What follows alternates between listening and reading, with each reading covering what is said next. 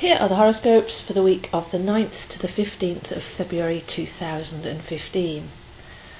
Now this week sees Mercury turn direct on Wednesday, so we're back to that 1 degree point that Mercury went through on the 5th of January at the full moon, and the story has rolled all the way through to the 22nd of January when Mercury turned retrograde, and now we're going back to that direct point, and Mercury will start to go forwards again, or appear to go forwards.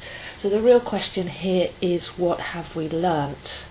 Now Mercury is our cognitive abilities, it's where we tune into and what we draw down, our ideas, our thoughts, and then how they turn into words and actions.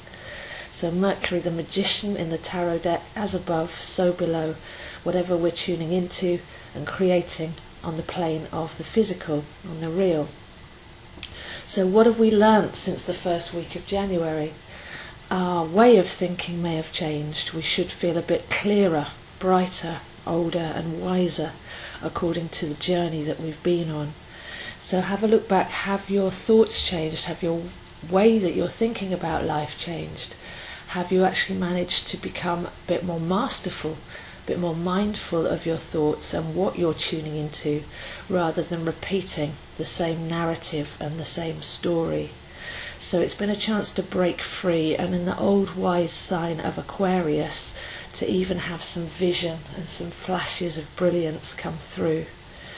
So Mercury turning direct on Wednesday, but it was still well within that story. It's a case of being aware of our thoughts, being aware of therefore what they're creating in the world, and if we're not liking what we're manifesting in the world, then to go back and have a look at the root thought, the root belief, and to actually say, is this my thought? Is this actually what I believe?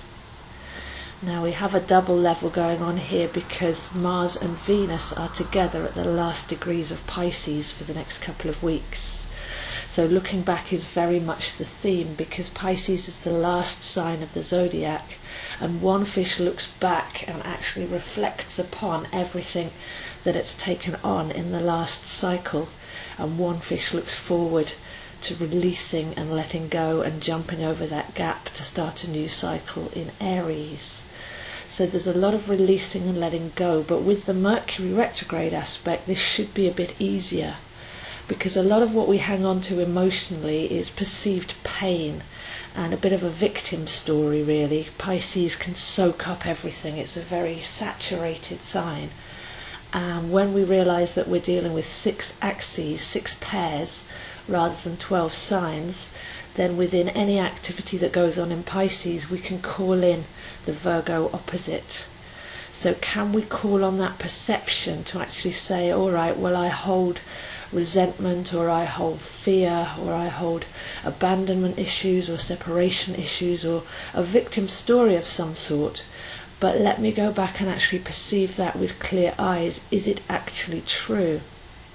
When we revisit the past with clarity and with wisdom, we can often see that we may have taken on a lot of emotional baggage according to how we were feeling that day and according to a bigger story. But was that actually necessarily true? Were we supposed to just get the seed of the lesson rather than drag all the baggage forwards? So with Mars and Venus at the last 2 degrees of Pisces, as we approach the celebration that they call Valentine's Day, then love is up for inspection. If you're holding any fear, any relationship issues, any despair, any pain that's stopping you moving forward and having coherent and soulful relationships, then this is the time, with the Mercury retrograde rewiring, and with these 2, male and female, Mars and Venus, in that last degree of the zodiac, can we clean up that story so when we step forwards we're actually looking at equal love. Unconditional love is actually the message of Valentine's Day. Can we let somebody be free, or are we working from a place of need and want and attachment? Do we have a whole list of unsaid expectations that we're expecting that other person to understand and fulfill to make us happy, and can we actually take a look at those and see where it's actually our job to make ourselves happy and complete, so that we can meet another in a balanced and mature and higher level connection. So it's going to be a very interesting week for the Valentine's element, which is, can you practice true love, or are you still in a state of dependency and want and replaying old stories of rejection and embattlement, and those can be let go of. So it's very much up to us to provide the love and security for ourselves, and to be complete and to be whole before we actually step and join with another. It's really not fair for us to expect somebody else to provide all that for us.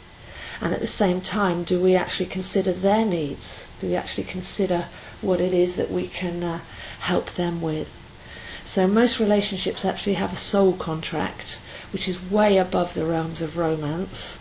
Have you come to help that person heal or realize? Has that person come along to help you realize your self-esteem, or to help you show where you can shine your talents to the world? We have the Sun opposite Jupiter all week, which is very much where we shine our light and where it comes reflected back to us. So whatever we're actually transmitting from the inner Sun, which is Aquarius, then we'll see reflected back and magnified by the outer Sun, Jupiter, by our majesty and by our gratitude and our abundance. So the third leg of the story there is to actually step into our real sovereignty and to make sure that we're the same on the inside as we are on the outside. What we're actually emitting is in pure truth, and therefore what we can expect to receive back. So it's quite a gentle week, but a lot of that internal work to be done. The rethinking and rewiring and the perspective of Mercury direct in Aquarius and what's gone on over the last few weeks. The releasing and the rebalancing of the masculine and feminine, with Mars and Venus at the last degrees of Pisces getting ready to refresh, and that reflected light back to us with Jupiter opposite the Sun. So by the time we do get to that Valentine's weekend, we hopefully are our own beacon, our own inner light and our own love, and that's what can then be reflected back to us through soulful connections and meaningful soul contract relationships. So those are the stars for this week, and I'll see you next week.